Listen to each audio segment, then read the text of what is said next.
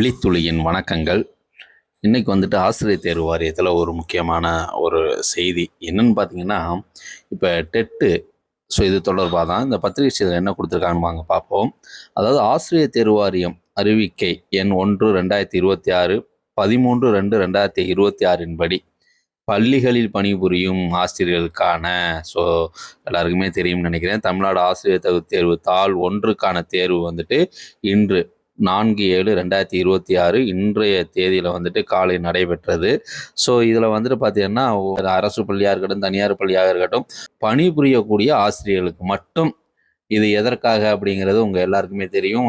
ஏற்கனவே வந்துட்டு டெட்டு தேர்வு தேர்ச்சி பெறாதவர்கள் அரசு பணியில் இருக்கக்கூடியவங்களுக்கு அவங்களுக்கான ப்ரமோஷனோ இல்லை அவங்களுக்கான ஊதிய உயர்வோ இதெல்லாம் வந்துட்டு அவங்களுக்கு சிக்கல் இருக்கிறதுனால அவர்கள் டெட்டு தேர்ச்சி பெற வேண்டிய அவசியம் அப்படிங்கிறது கோர்ட்டோடைய மூலமாகவும் வந்ததுனால இப்போ அதற்காக இந்த தேர்வு வைக்கப்பட்டிருக்குது. இந்த தேர்வு இன்றைய தினம் 4/7/2026 இன்றைய தினம் வைக்கப்பட்டிருக்குது. இது என்னன்னா, தற்போதைய அரசு பதவியேற்று முதன்முறையாக வைக்கக்கூடிய ஒரு தேர்வாக இந்த தேர்வு பார்க்கப்படுது. இந்த தேர்வுல எப்படியாக இருந்திருக்கு அப்படின்னு பார்க்கும்போது, இந்த தகுதி தேர்வு தாள் 1 வந்துட்டு 222 மையங்கள்ல 61,386 தேர்வர்கள் வந்துட்டு எழுத வந்துட்டு அனுமதிக்கப்பட்டிருக்காங்க. இவர்களில் வந்துட்டு பார்த்தீங்கன்னா 59,535 தேர்வர்கள் வந்துட்டு இத்தேர்வை வந்துட்டு எழுதியிருக்கிறாங்க அப்படிங்கிற தகவல் வந்திருக்கு. ரைட்டுங்களா? தகுதி தேர்வு தாள் 1 வந்துட்டு தேர்வு எழுதியவர்களின் மொத்த சதவீதம் 96.99%. அதாவது தாள் 1ன்னா இடைநிலை ஆசிரியர்கள். ஓகேங்களா? அனைத்து மையங்களிலும் இத்தேர்வு வெளிப்படைத்தன்மையோடு சுமூகமான முறையில் நடைபெற்றது அப்படிங்கிறத டிஆர்பி வந்துட்டு இப்போ இந்த தகவல் வந்துட்டு கொடுத்துருக்குறாங்க.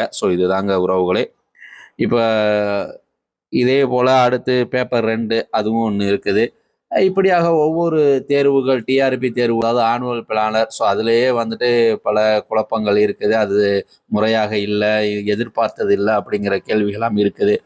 அதெல்லாம் வந்துட்டு பரிசீலிக்கப்பட்டு டிஆர்பி தேர்வுகளுக்கான முறையான ஒரு ஆனுவல் பிளானர் வெளியிடப்பட்டு அதன்படி வந்துட்டு அடுத்தடுத்த தேர்வுகள், பணி நியமனங்கள் இதெல்லாம் தொடர்ந்து நடக்கும் அப்படிங்கிற அந்த நம்பிக்கை, எதிர்பார்ப்பு வந்துட்டு பலர் இடத்திலும் இருக்குது.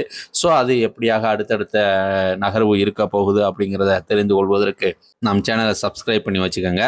மீண்டும் ஒரு நல்லதொரு வாய்ப்பில் சந்திப்போம் உறவுகளே. நன்றி.